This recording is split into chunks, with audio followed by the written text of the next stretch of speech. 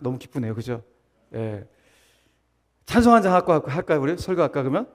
어떠세요? 예. 여러분 그럴 때는 여러분 어떠십니까? 그러면 좋습니다 그러셔야 돼요. 여러분 어떠십니까? 좋습니다. 다시 한번 어떠십니까? 좋습니다. 할렐루야. 우리 191장 그거 할까요? 성령이 내가 매일 기쁘게 하면 힘차게 한 박수면 찬송합시다. 내가 매일 기쁘게.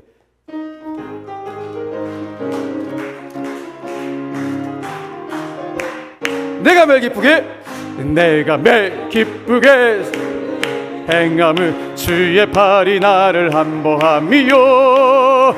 내가 주의 큰 복을 받는 참된 비결은 주의 영이 함께하. 성령이 계시네. 성령이 계시네. 할렐루야 함께 하시네. 좁은 길을 걸으며 밤낮 기뻐하는 것 주의 영이 함께함이. 전에 죄에 빠져서 평안함이 없을 때 예수 십자가의 공로 힘입어 그 발 아래 엎드려 참된 평화 얻음을 주의 영이 함께하. 할렐루야.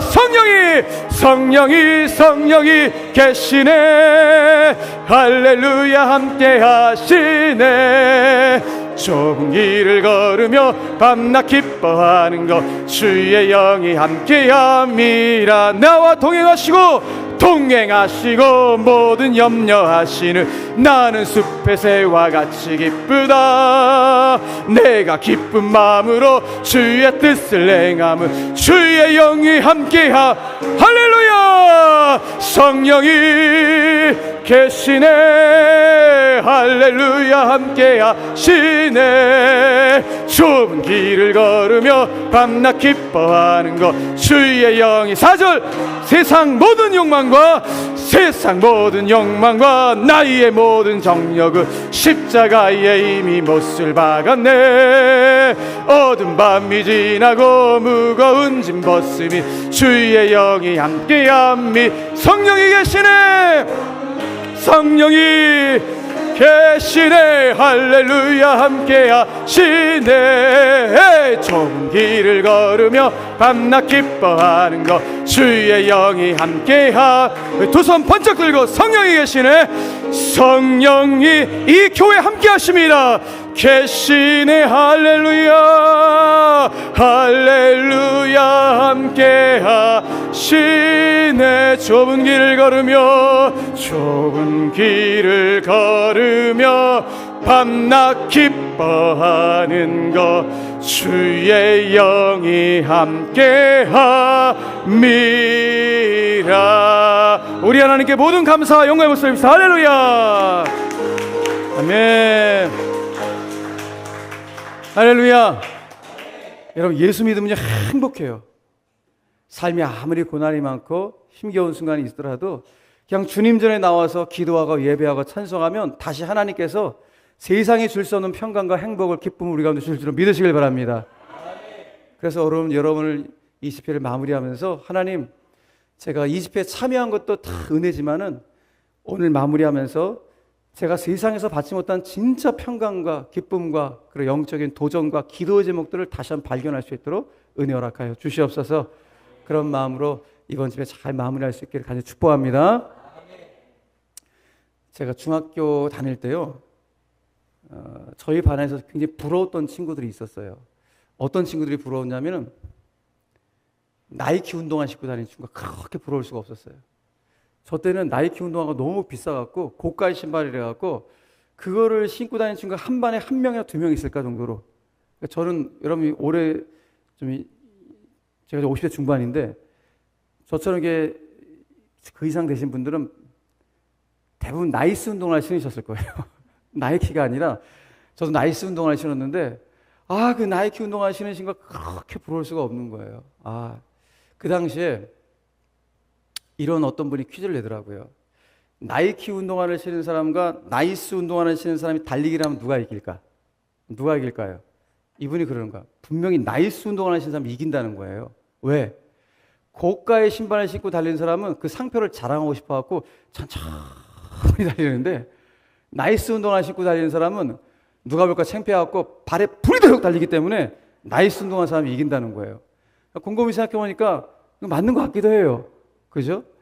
그러니까 우리는 나이스 운동화 좀 부족하다고 생각했는데 부족한 것이 오히려 장점이 되어서 더 빨리 달리는 그런 케이스도 있는 것 같더라고요. 그러니까 우리의 삶에서 뭐가 좀 연약하다고 좀 부족하다고 생각하는 것이 오히려 장점이 되어서 더 놀랍게 쓰임받는 케이스를 참 많이 보게 됩니다. 성경에서 누가 봐도 탁월한 사람이 있지만은 대부분 다 부족하고 연약한 사람들 하나님이 골라내셔갖고 그들을 사용하신 사람들이 대부분 다 성경의 인물들이에요. 예수님의 제자들 보세요. 괜찮은 사람들, 세상적으로 탁월한 사람이 있습니까?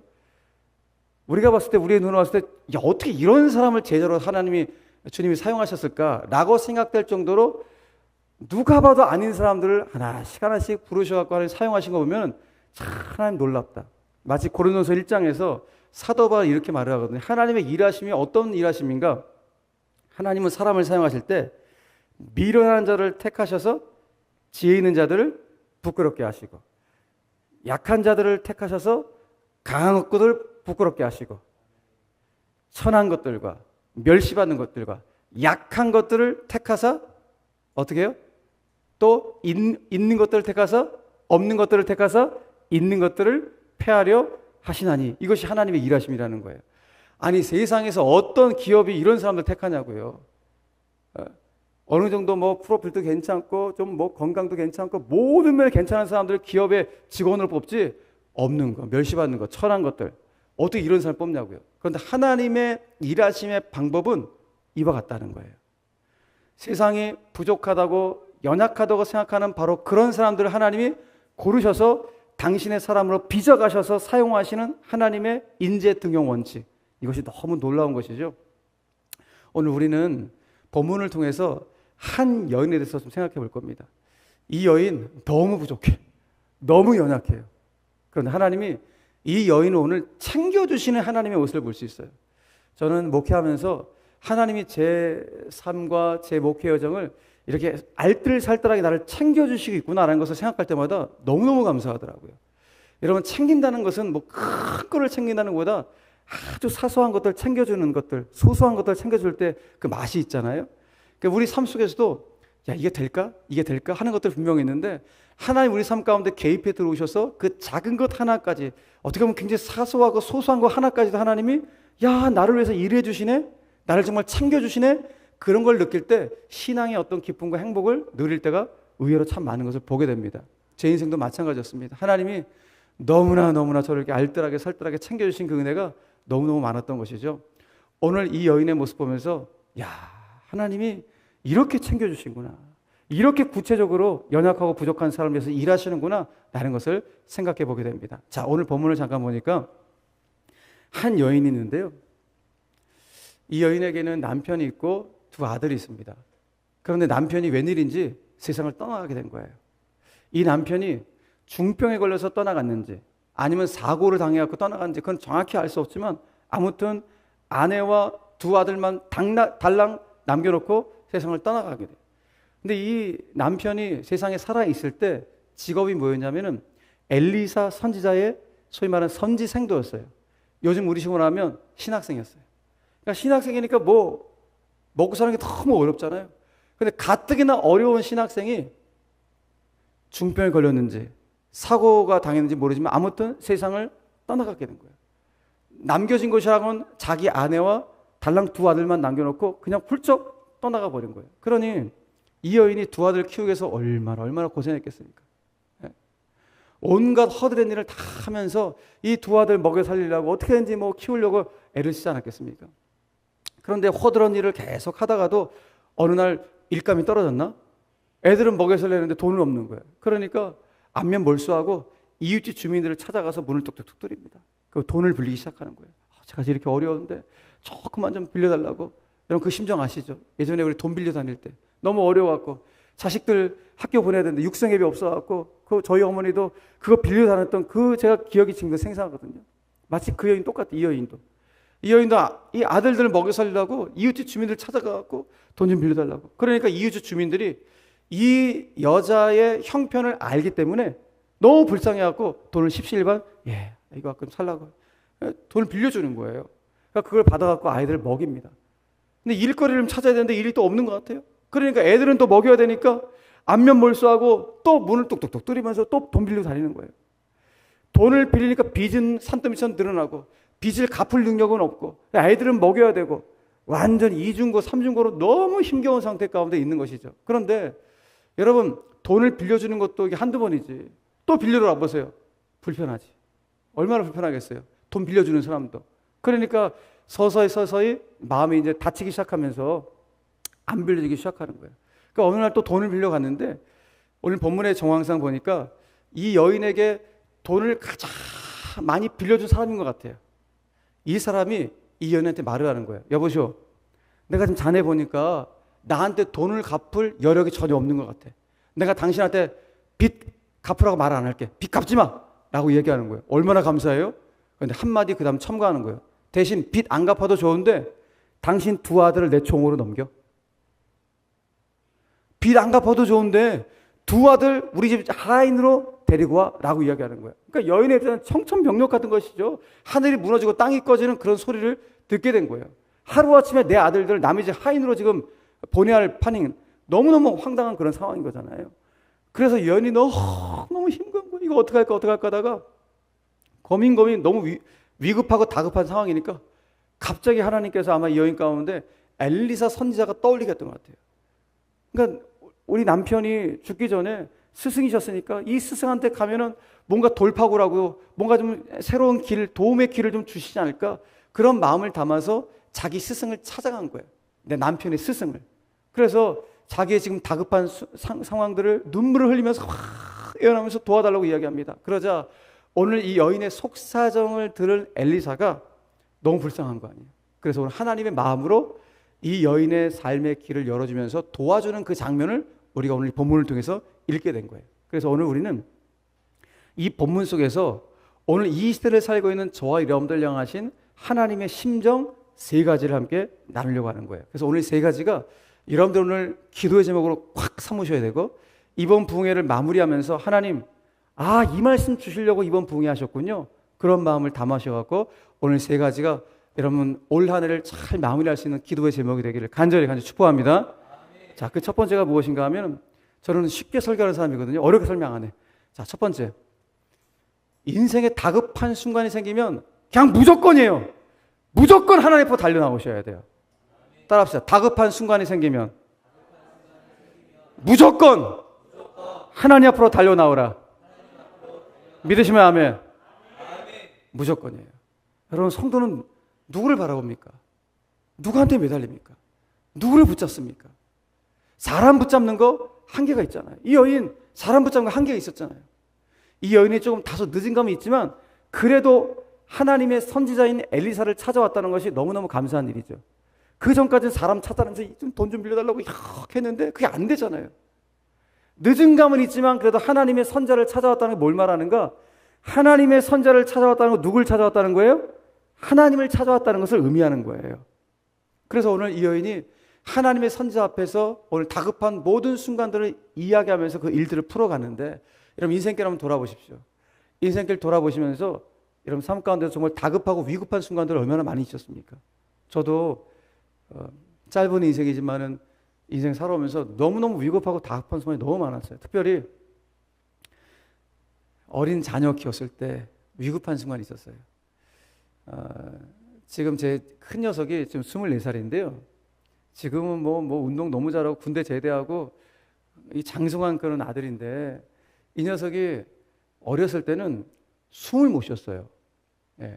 숨 쉬는 게 너무 어려웠고 너무 다급하게 응급실로 가서 산소호흡기를 끼고 숨을 유지해야 되는 그런 순간들이 계속 정기적으로 있었어요. 그러니까 부모 입장에서 얼마나 이게 힘든 일입니까? 오늘 또 잠을 자다가 숨을 못 쉬면 애가 죽는 건데, 그러니까 얘 들쳐갖고 그 병원에 가갖고 또 산소호흡기 끼고 이걸 계속 하는 거예요. 그런데 그 당시에는 제가 전도사였거든요. 교육전사니까 교육전사 사례 받아서 제 생활하기도 어려운 그런 순간인데, 이 녀석이 계속 아프니까 저는 가장으로서 이거 병원비 또 어떡하지? 이거 병원비 어떡하지? 이런 현실적인 생각을 안 할 수가 없는 거죠. 내 가장이니까. 아무리 성직자로서 전도사로서 교회를 섬기고 성도를 섬기지만 현실은 내 병원비 내야 되잖아요, 지금.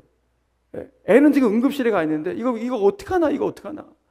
그러니까 그런 위급하고 다급한 순간이 생기면은 그냥 무조건 하나님 앞에 달려가는 거예요. 하나님 나 좀 불쌍히 여겨달라요. 하나님 저 좀 불쌍히 여겨주세요. 하나님 도원의 손길 열어주세요. 정말 절박한 마음으로 기도하는 거예요.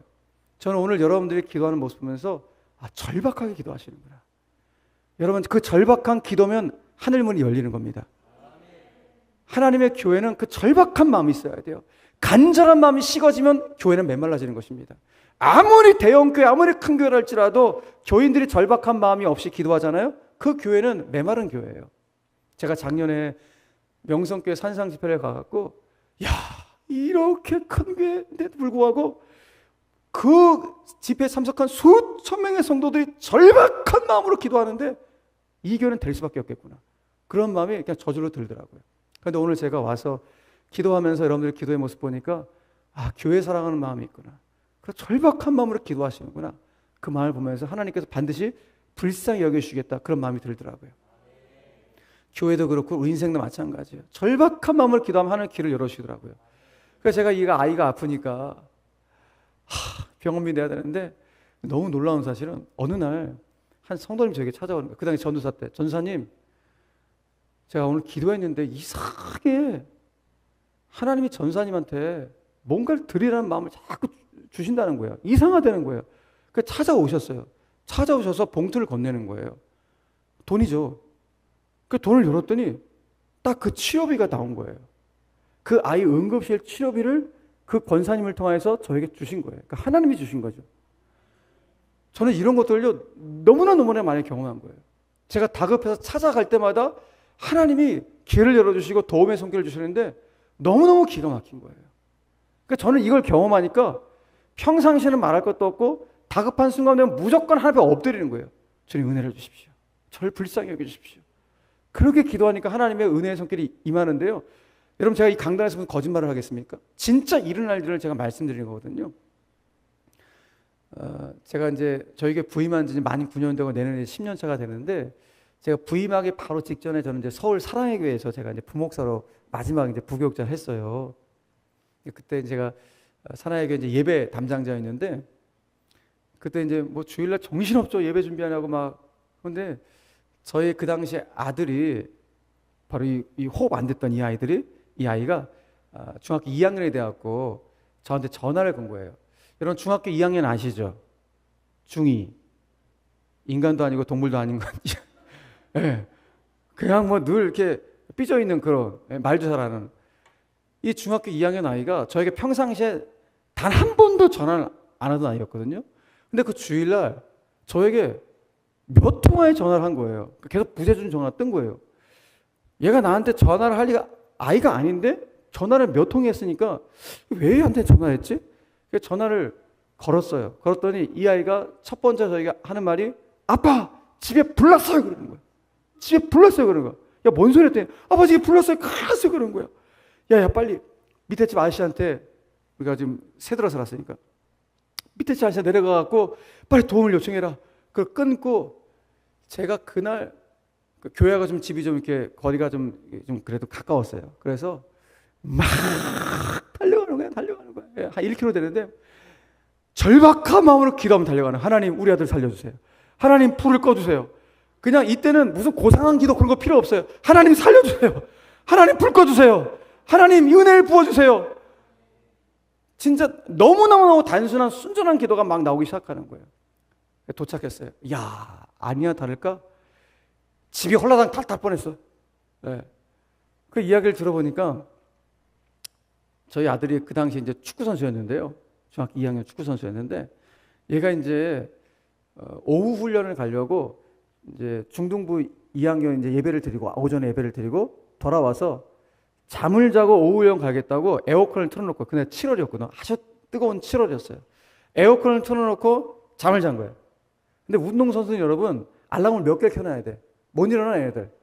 알람을 몇 개 켜놓고 잠을 자는데 이상하게 알람 소리가 하나도 안 울렸는데 그날은 그냥 이상하게 뭔가 이상해서 일어났다는 거예요. 하나님이 개입하셔 깨워주신 것이요. 일어났다 보니까 에어컨을 꽂은 콘센트에서 불이 20cm간에 올라온 거예요. 전기 과부하로 인해서 불이 나갖고 그 여러 가지 꼽는 거 플러그 있잖아요. 그 플러그에서 불이 20cm가 올라온 거예요. 이걸 자다가 눈 뜨고서 본 거예요. 얼마나 중학교 형이 황당하고 무서웠겠냐고요. 그걸 본 순간 얘가 이거 어떡하지 막 고민하다가 순간 학교에서 선생님한테 배웠던 내용이 떠올랐다는 거예요. 어떤 내용인가? 야, 얘들아, 너희들 전기 합선이란 불이 생기면 절대 물을 부으면 안 된다. 공기를 차단해야 된다. 이런 얘가 문득 생각이 났다는 거야, 그냥. 그래갖고 공기 차단하다가 집에 있는 이불을 덮어버린 거예요. 근데 이불이 얇아갖고 이불을 태워버렸어요. 더 당황해, 얘가. 이거 어떡하지 하다가 그래서 공기 차단을 했으니까 두꺼운 이불이다. 두꺼운 이불을 덮어버린 거예요. 덮어버려갖고 분무기로 착착착 뿌린 다음에 어느덧 불을 진압한 상태에 밑에 있는 아저씨한테 도움을 요청해서 이제 불을 끈 거예요. 야, 그래갖고 그 과정을 들으니까 너무너무 감사한 거죠. 그래서 그날 주일 저녁에 그 당시 중학교 2학년 아들하고 또 밑에 초등학교 4학년 아들하고 우리 아내하고 저하고 모여가 가정 예배를 드린 거예요. 감사 예배를. 하나님 너무 감사합니다. 집이 다 탈 수 있었는데 우리 아들 깨워주시고 우리 아들에게 지혜 주셔갖고 공기 차단 뭐 하여튼 그렇게 입을 덮어갖고 이렇게 화재를 진압할 수 있도록 은신 너무 감사합니다. 예배 드린 다음에 야, 예준아, 너 어떻게 그런 위험한 상황 속에서 너 어떻게 그렇게 지혜롭게 대처를 다 했니? 뭐 물어봤어요. 그랬더니 얘가 그러는 거야. 중학교 2학년이 아빠, 저 너무 감사해요. 뭐가 감사해? 하나님이 이 순간 자기 혼자 집에 있게 하고 동생이 없게 하신 것이 너무 감사해요. 동생 혼자 있었으면 어떡할 뻔했어요. 자기가 혼자 있어 너무 감사하다는 거야. 중학교 2학년이에요. 내가 그 이야기를 듣는데 야, 우리 집에 불은 났지만 여호와의 불이 우리 아들한테 임했구나. 그렇게 생각하니까 너무 감사한 거예요.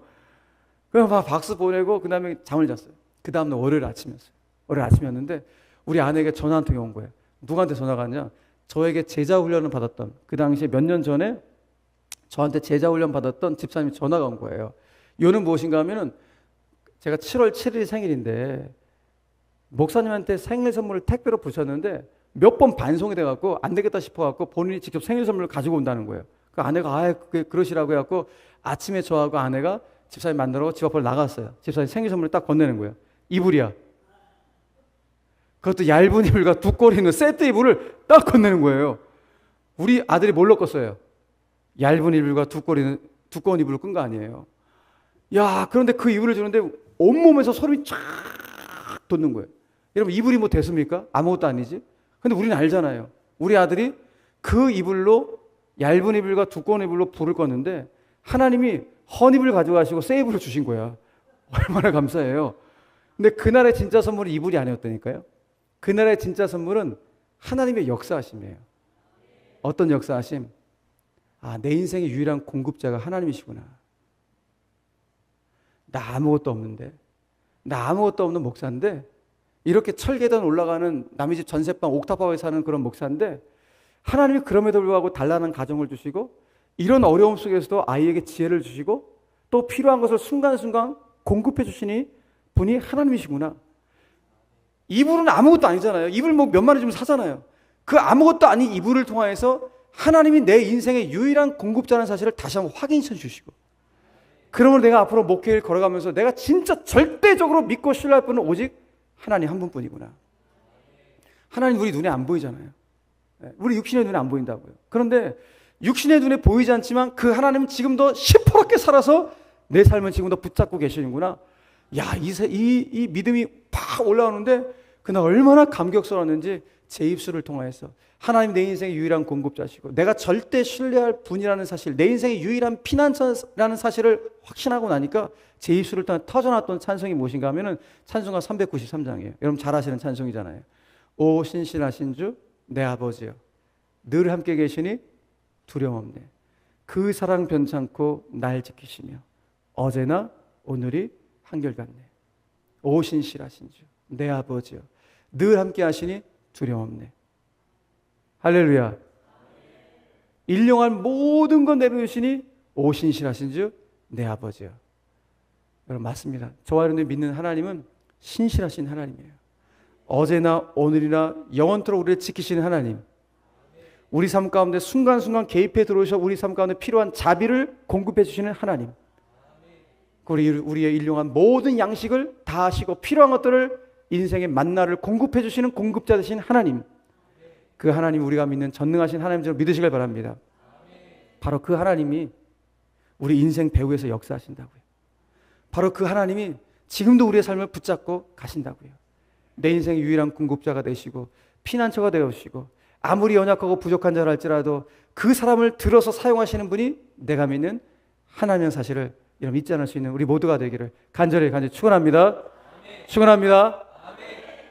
여러분 그 은혜를 붙잡고 살아가는 인생길 가운데 놀라운 은혜가 임하게 되는 것입니다. 그러므로 오늘 우리는 하나님이 나 정말 사랑하시는구나.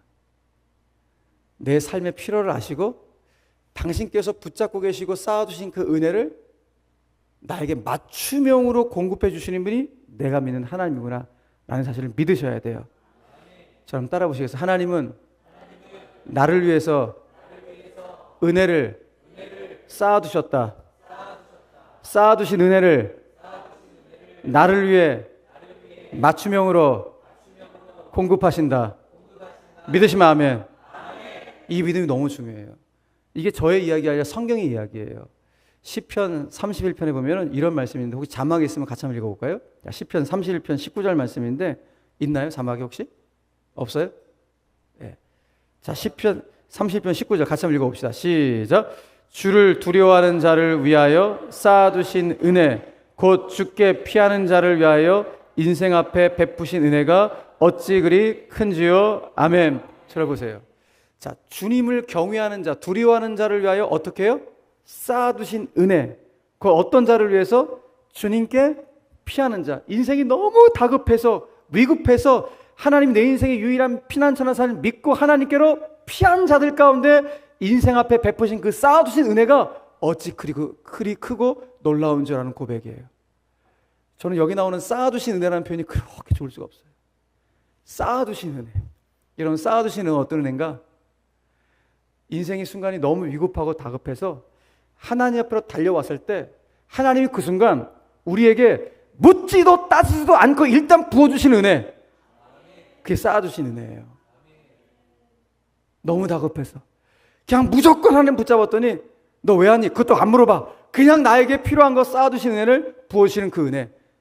여러분 응급실 가보실 때 있잖아요. 지금이야 좀 코로나 때문에 응급실 우리가 신방 가기도 어려운데 이제 코로나 이후에는 목회자들이 응급실도 신방 갔거든요.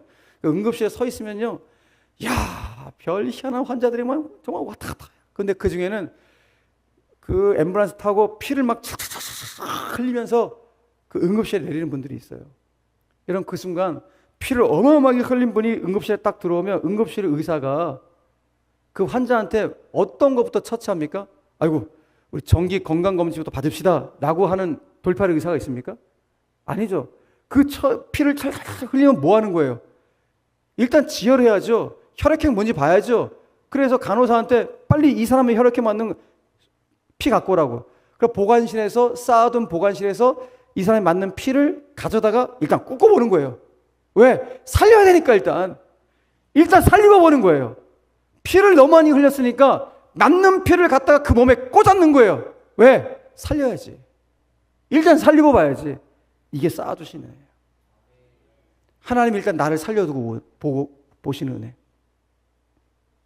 하나님은 그래서 저희 여러분들이 오늘도 다급하고 위급한 순간 가운데 서 있을지라도 주님 앞에 달려오기만 하면 일단 나에게 그리스도의 보혈을 수혈시켜갖고 우리 가운데 그 쌓아주신 은혜를 부어줄 줄로 믿으시길 바랍니다. 그 은혜를 사모하셔야 돼요. 오늘 이 여인이 너무너무 다급해서 엘리야 선지자를 찾아갑니다. 아니 하나님을 찾아간 것이죠. 하나님을 찾아가자 하나님께서 이 여인에게 쌓아주셨던 그 은혜를 필요한 순간 공급해 주는 그 장면을 우리가 보여주고 있는 것입니다. 그러므로 오늘 저 여러분들은 내 인생의 다급한 순간 내가 사람 찾아가는 것이 아니라 가장 먼저 나는 무조건입니다. 그냥 무조건 하나님께로 달려와서 하나님께서 나를 위하여 쌓아주신 그 은혜를 내가 공급받고 내가 누릴 수 있도록 하나님 역사하여 주시옵소서. 첫 번째로 마음의 신비 가운데 새길 수 있는 저와 여러분들 되기를 간절히 축복합니다. 꼭 기억하세요. 두 번째, 이것도 너무 중요한데 다음 따라 보시겠어요? 있는 것을 소중히 여기십시오. 있는 것을 소중히 여기라. 오늘 이것이 너무나 소중해요. 자, 오늘 지금 여인의 딱한 사정을 들은 엘리사 선지자가 이 여인한테 이렇게 말을 해요. 야, 그럼 내가 너를 위해서 무엇을 해주면 좋겠니? 라고 말을 해요. 그러니까 지금 엘리야 선지자가 이 여인의 딱딱한 사정을 듣고 마음이 너무 불쌍한 거예요. 뭐라도 해주고 싶은 거예요. 그렇죠, 여러분. 그러니까 영적인 어른은 누군가가 마음이 상하거나 어려운 일을 당했으면 뭘 도와줄 수 있을까? 뭘 도와줄 수 있을까? 그런 마음이 드는 거예요. 네. 여러분들 젊은이들이 이 교회에 있게 되거나 또 영적으로 좀 어린 그런 성도님이 있게 될 때 그런 성도들을 어떻게 하면 도와줄 수 있을까? 그 목자의 심정이 있어야 돼요. 지금 엘리사가 이렇게도 다급한 여인에게 뭘 도와줄 수 있을까? 뭘 도와줄 수 있을까? 라고 그런 마음을 가지고 물어보는 것이죠. 그러면서 오늘 엘리사가 여인한테 너희 집에 무엇이 있는지 나에게 말해봐라 그래요. 자, 따라합시다. 너희 집에 무엇이 있는지 내게 말하라. 자, 이 질문을 던졌더니 여인이 오늘 뭐라 그래요? 보세요. 기름 한 그릇 외에는 아무것도 없습니다 그래요. 자, 지금 저를 보세요. 이제 자, 엘리사 선지자하고 이 여인의 시각차가 너무 커. 엘리사 선지자는 너의 집에 없는 게 뭐니라고 물어봤어요? 있는 게 뭐니 물어봤어요? 있는 게 뭐니? 너희 집에 있는 게 뭐니? 그거 나한테 가져와. 근데 여인은 아무것도 없습니다 그래요. 그러니까 한 사람은 있는 걸 물어보고 한 사람의 반응은 없는 것을 반응을 해요. 이게 엄청난 차이예요, 여러분. 하나님은 우리의 삶 가운데 없는 것을 물어보지 않아요. 지금 나에게 남아있는 것을 물어본다고요. 나에게 있는 것을 붙잡고 사용하시는 거예요. 하나님은 2000 임마누엘에게 남아있는 여러분들 앞으로 사용하실 거예요. 없는 것을 바라보지 마시고 지금 있는 우리 성도들과 함께 영적으로 똘똘 뭉쳐서 주님의 교회를 세워가면 하나님께서 반드시 영적으로 이렇게 세울 줄 믿으시길 바랍니다. 여러분, 하나님 모세를 부르신다고요. 모세를 부르셔서 모세야, 저 애굽 땅에서 400년 동안 저 노예 생활하고 있는 저 이스라엘 백성들, 네 백성들인데 저 히브리 민족들 내가 좀 구원해야겠다. 너무 불쌍해서 내가 구원하는데 내가 너를 구원의 도구로 좀 사용해야겠다라고 모세를 부르는 거예요. 그러니 너 모세야, 저 애굽 땅으로 다 들어가라. 제가요? 전 못합니다. 들어가. 저요? 전 못합니다. 계속해서 거듭거듭 하나님께 거절 의사를 밝혀요. 그러니까 하나님이 안 되겠다 싶었는지 모세한테 마지막 최후의 질문을 던집니다. 모세야, 네 손에 지금 잡고 있는 게 뭐니? 네 손에 있는 것이 무엇이니라고 물어봐요. 자, 하나님이 너한테 없는 것이 무엇이니라고 물어봤어요? 있는 것이 무엇이냐고 물어봤어요? 있는 거. 네 손에 있는 것이 무엇인지라고 물어보니까 모세가 말합니다. 네, 지팡이입니다라고 대답해요. 하나님이 있는 그 지팡이를 가지고 하나님의 권능의 지팡이로 만드십니다. 평범한 나무 지팡이가 하나님의 권능의 지팡이가 되어서 그 지팡이를 가지고 홍해를 가릅니다. 그 지팡이를 가지고 반석을 쳐서 광야의 수많은 백성들을 생수를 먹입니다. 아무것도 아닌 짝대기가 하나님의 손에 붙잡히니까 권능의 지팡이가 되었던 거예요. 자, 보세요. 하나님은 우리에게 없는 거 물어보지 않으신다니까요. 지금 나에게 있는 것을 물어보신다. 너에게 건강이니? 그 건강 갖고 하나님이 사용하시는 거예요. 조금 물질이 있어요? 그 물질 갖고 사용하시는 거예요. 나에게 조금 은사가 있어요? 그 은사 갖고 하나님 사용하시는 거예요. 근데 우리의 시각은 자꾸 뭐예요?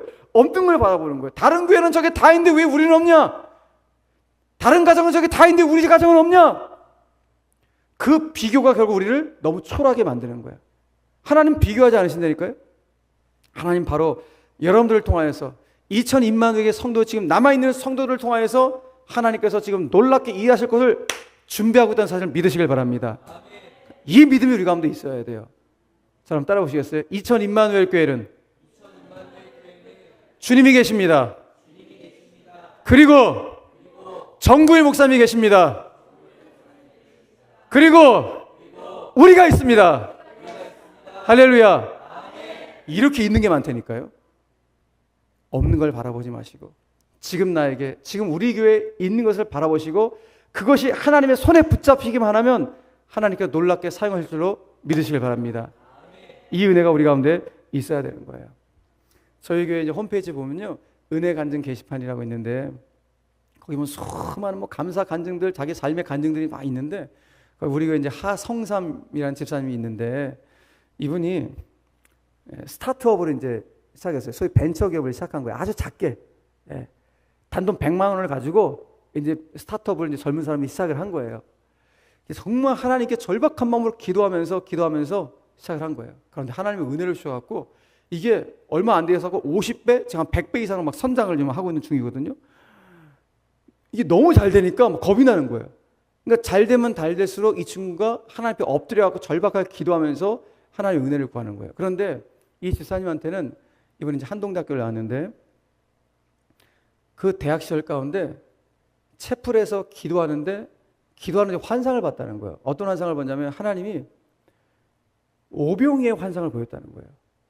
그 작은 보리떡 5개와 물고기 2마리로 5,000명을 먹이셨는데 하나님 자기 가운데도 그와 같은 은혜를 주실 것 같다는 그런 영적인 도전과 환상이 본인 가운데 있었다는 거예요. 그래서 기도의 제목을 그 대학교 때 하나님 제가 기업을 세우고 싶습니다. 적어도 5,000명을 먹여 살릴 수 있는 그런 기업을 저는 세우고 싶습니다. 이런 비전을 받고 그 기업 저의 기업이 아니라 선교하는 기업으로 제가 세워가고 싶습니다. 이런 꿈을 받은 거예요. 대학교 때. 그래서 그 꿈을 가지고 이 친구가 지금 그 단돈 100만 원을 가지고 스타트업을 시작했는데 야 하나님이 막 길을 열어주시고 사업을 번창케 하는데 어마어마하게 번창을 한 거예요. 여러분 100만 원 어떤 사람에게는 그 100만 원은 고작 100만 원이에요. 어떤 사람에게 보리떡 5개와 물고기 2마리는 고작 오병이어예요. 그런데 그 오병이어가 주님의 손에 붙잡히면 그 100만 원이 기도하는 사람 손에 붙잡히면 하나님께서 그 있는 것을 가지고 놀랍게 역사할 줄로 믿으시길 바랍니다.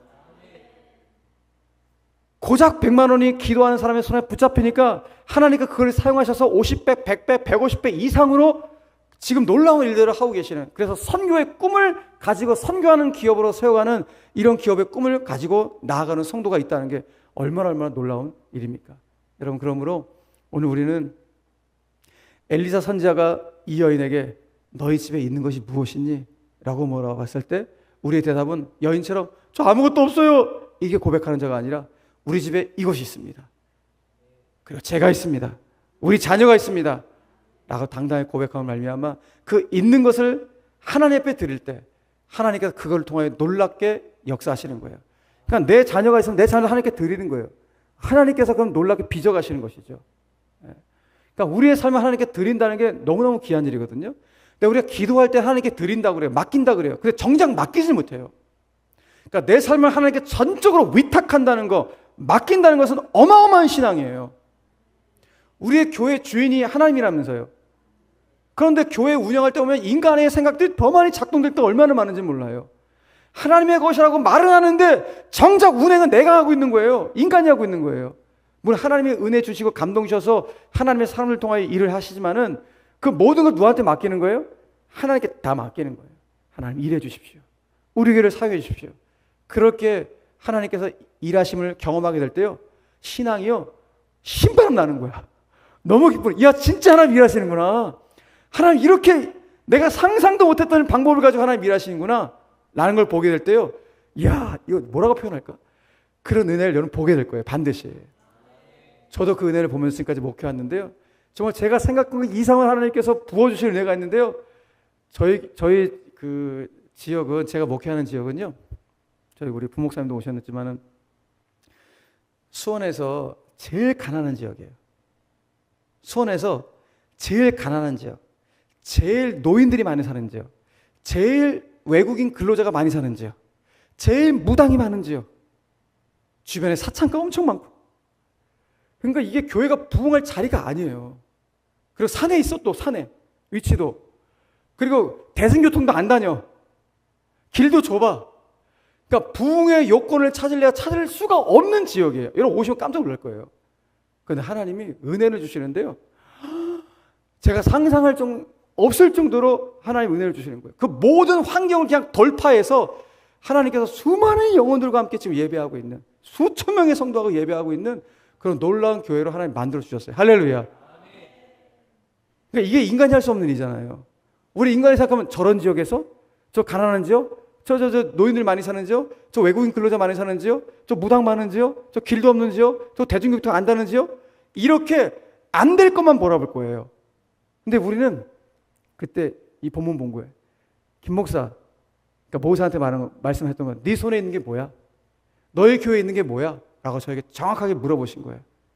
하나님, 우리 교회 이렇게 신실한 장로님들 계십니다. 우리 이렇게 기도하는 권사님들 계십니다. 이렇게 아름다운 성도님들 계십니다. 주님, 이분들과 함께 아름답게 더 견고하게 교회에 세워가고 싶습니다. 주님, 수원의 1%를 저에게 허락해 주십시오. 수원이 125만이군요. 1%는 12,500명 아니에요? 그냥 지금도 기도해. 주님, 적어도 수원의 1%를 감당할 수 있는 교회 될 수 있도록 역사하여 주시옵소서. 그런 기도 제목 갖고 그냥 가는 거예요. 하나님이 지금도 계속 은혜를 채워주시는 거예요. 그러므로 여러분, 지금도 기도하시는 거예요. 바로 지금 이 순간 이 자리에 있는 여러분들 통해서 하나님께 놀랍게 역사하실 겁니다. 아멘이세요, 여러분? 아니, 저는 빈말하는 사람이 아니라니까. 진짜 하나님 역사하실 거예요. 이 믿음을 가지고 여러분 신바람나게 신앙의 길을 걸어갈 수 있길 바라고, 여러분이 눈물로 세우신 이 교회 견고하게 세워가시고 이 지역의 많은 분들 가운데 생명의 복음을 증거할 수 있는 축복의 통로로, 복음의 통로로 멋있게 쓰임받을 수 있는 우리 2,000인마들의 성도들 다 되시기를 주님의 이름으로 간절히 축복합니다. 자, 있는 것을 소중히 여기라는 것. 자, 마지막 세 번째는 무엇인가 하면은 따라합시다. 기름이 아니라 그릇을 준비하라. 자, 아까 첫 번째는 그냥 다급하고 위급하면 그냥 무조건 하나님께 달려오라는 거. 두 번째 뭐였어요? 있는 것을, 없는 것이 아니라 있는 것을 소중히 여기라는 거. 세 번째, 기름 준비하지 말고 뭐 준비하라? 그릇 준비하는 거. 이 세 가지를 오늘 신비 가운데 꽉 새겨 넣으셔야 돼요. 자, 오늘 본문에 보니까 여인이 지금, 아이고 선자님, 저희 집에 이 지금 한 종지 한 그릇 기름 외에는 아무것도 없습니다 라고 말을 하니까 오늘 엘리사 선지자가 이 여인한테 명령을 하나 했어요. 어떤 명령이 있는가? 3절 말씀 보세요. 자, 본문 3절 말씀 보니까 다 같이 이르되부터 시작.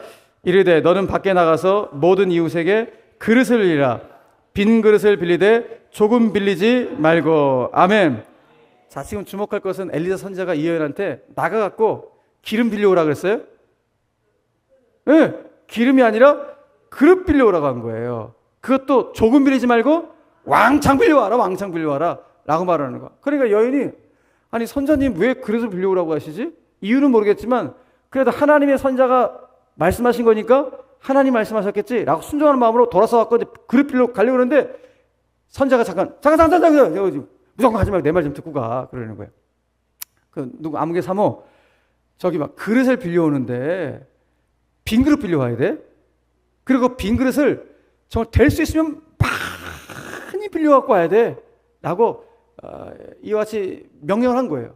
그래서 그 이유는 모르지만 아무튼 선자님 말씀하시니까 빈 그릇을 빌리려고 동네 사방팔방 다니면서 문을 탁탁탁 두드린 거예요.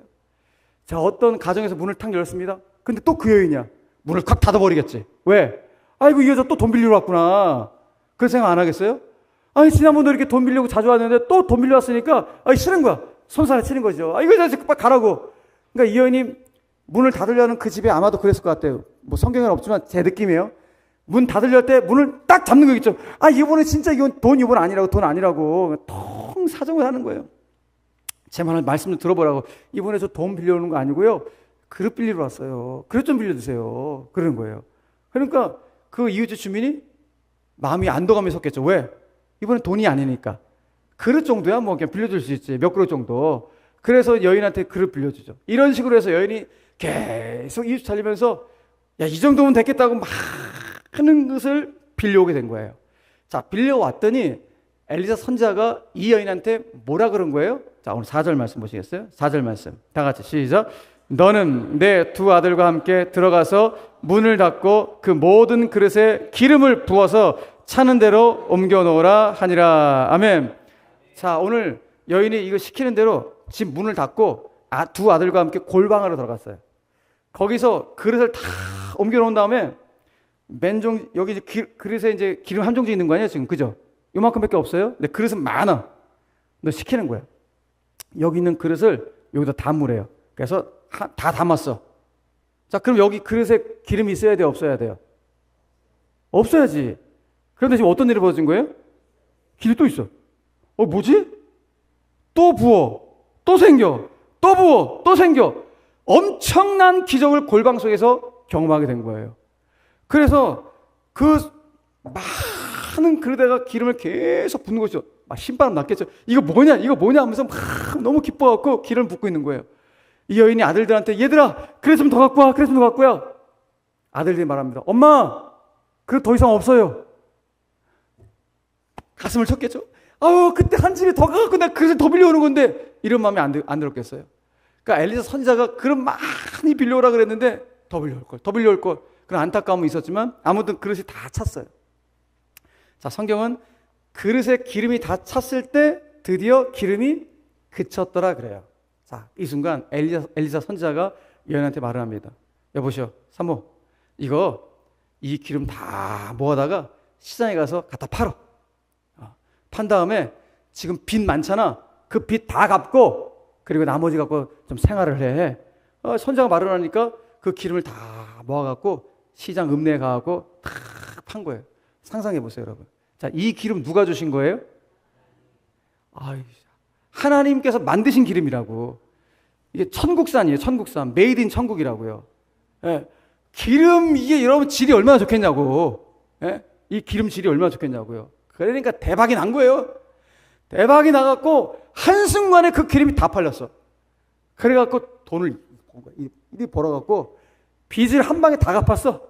그럼 성경에 보니까 빚을 다 갚고 그 돈이 또 많이 남아갖고 넉넉하게 생활을 했더라라고 성경이 말씀하고 있는 거예요.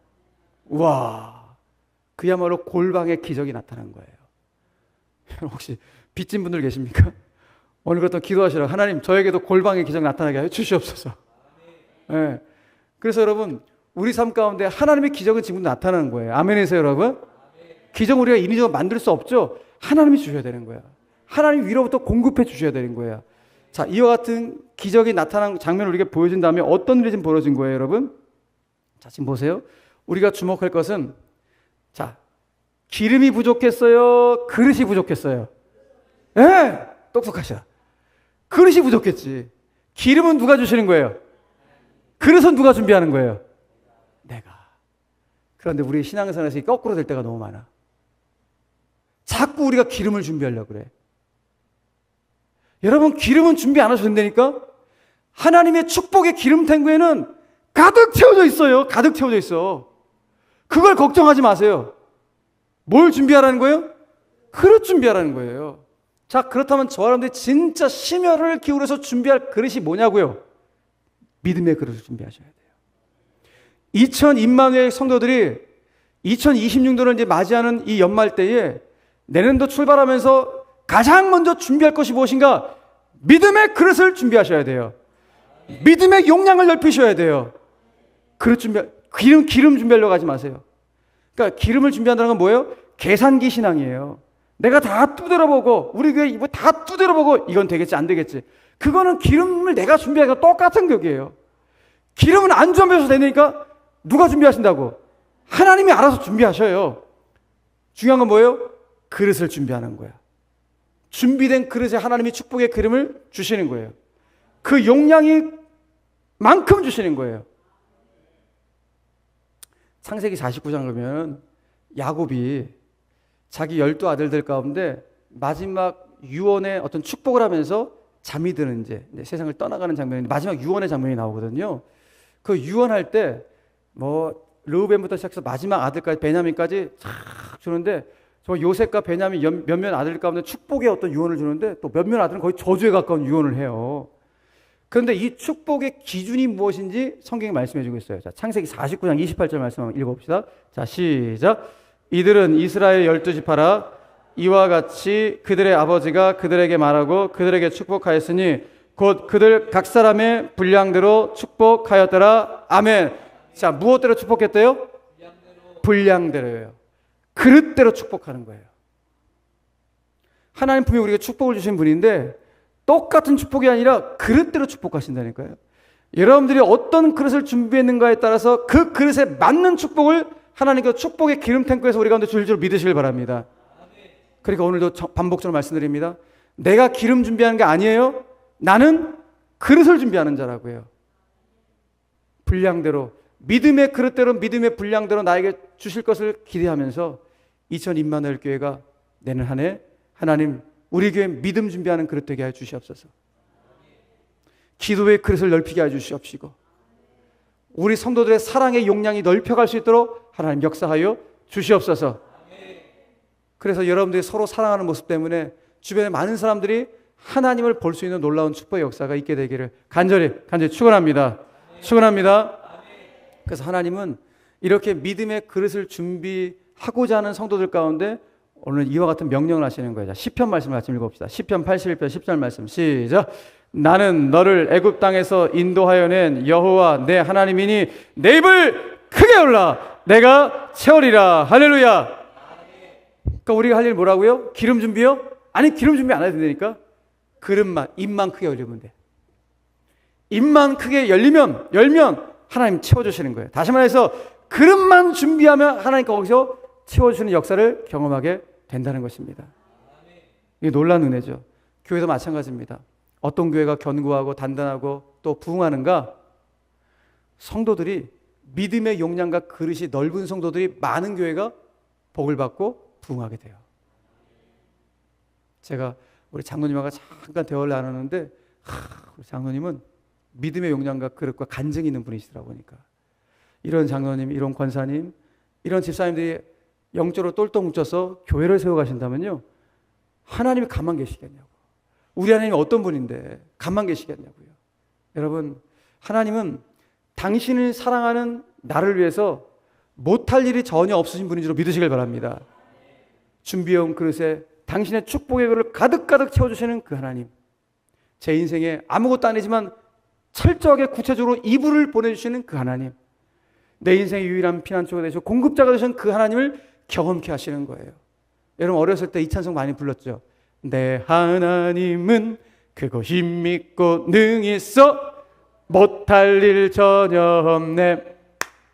이렇게 했잖아요. 한번 불러볼까요? 시작. 내 하나님은 크고 힘있고 능히 있어 못할 일 전혀 없네. 짝짝. 그 믿음, 그 믿음이에요.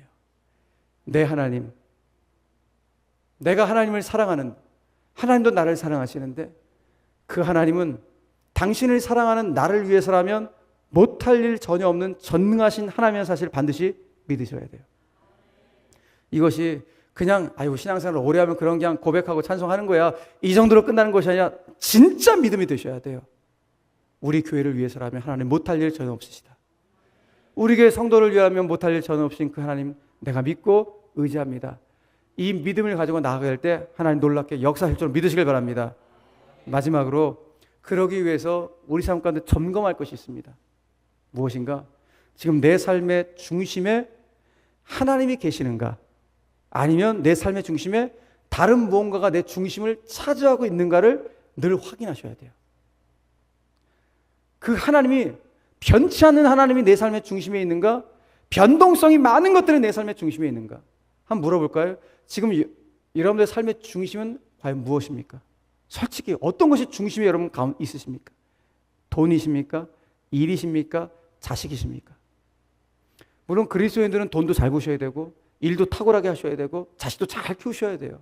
그런데 일, 돈, 자식은 이게 변동성이 너무 심한 거예요. 일이 잘 될 때 있고 안 될 때 있고, 돈 잘 벌릴 때 있고 안 벌릴 때 있고, 자식이 잘 될 때 있고 안 될 때 있고, 그런 거지. 근데 일, 돈, 자식은 변동성이 너무 심해. 근데 이 변동성이 너무 심한 것들이 내 안에 중심을 차지하니까 이것에 따라서 내 인생이 왔다 갔다 왔다리 갔다리 하는 거예요. 세상에서 제일 부실한 다리가 어떤 다리래요? 왔다리 갔다리라면서요. 네? 그러니까 내 인생이 너무 크게 왔다 갔다 왔다 갔다 하는. 왜? 변동성이 너무 크게 내 중심에 있으니까. 그러나 영원히 변치 않은 바로 그분, 그 하나님이 내 인생의 중심에 계실 때 인생 살아가면서 안 흔들리는 사람이 어디 있겠습니까? 조금씩 다 흔들리죠. 그러나 크게 흔들리지 않는다고요. 내가 요동치 않으리라 그러잖아요. 크게 흔들리지 않는다는 거예요. 인생 살아가면서 조금씩 다 흔들린다. 목사인 저도 흔들린다고요. 여러분, 나침판 보시라고요. 고장나지 않은 나침판, 정상의 나침판은 그 침이 항상 흔들려요. 고장난 나침판은 안 흔들려. 고장났으니까. 근데 정상적인 나침판은 그 침이 항상 흔들린다고요. 미세하게. 근데 항상 어디를 바라봐요? 북쪽을 가리켜요. 우리 인생 마찬가지예요. 내 인생 살아가면서 조금 흔들릴 수 있어요. 흔들거려도 우리 인생의 시선은 우리 인생의 북극성 되시는 주님을 바라보셔야 돼요. 그 인생을 주님이 사용하시는 겁니다. 그 인생을 위하여 못할 일 전혀 없으신 하나님, 그 인생 길 가운데 당신이 준비한 쌓아두신 은혜와 쌓아두신 기름을 우리 가운데 공급해 주시는 그 하나님 경험하는 인생길, 신앙의 길 되어야 되지 않겠습니까? 저는 바라기는 2000인만회의 교회 이번 부흥회를 마무리하면서 오늘 부족한 종을 통하여서, 오늘 본문을 통하여 세 가지를 주셨잖아요. 하나님, 내 인생에 위급하고 다급한 순간 분명히 있을 텐데 그 순간 저 사람 찾아가지 않게 하시고 무조건 제가 하나님 앞으로 달려나올 수 있도록 역사하여 주시옵소서. 저 자꾸 다른 집안, 다른 교회 보면서 없는 거 바라보는 자가 아니라 오늘 나에게 주신 있는 것을 바라보면서 그 있는 것을 소중히 여길 수 있는 하나님 사람 되게 하여 주시옵소서. 그리고 제가 자꾸 기름 준비하려고 하는데 그런 어리석음을 다 이제는 끊어버리게 하시고 진짜 믿음의 그릇과 용량을 준비할 수 있도록 하나님 역사하여 주셔서 내 인생 가운데 못할 일 전혀 없으신 그 하나님과 동행할 수 있는 일평생 될 수 있도록 주여 붙잡아 주시옵소서. 이 은혜가 오늘 이 자리에 참석한 모든 교우들 가운데 임하시게 되기를 주 예수 그리스도의 이름으로 간절히 축원합니다. 축원합니다. 축원합니다.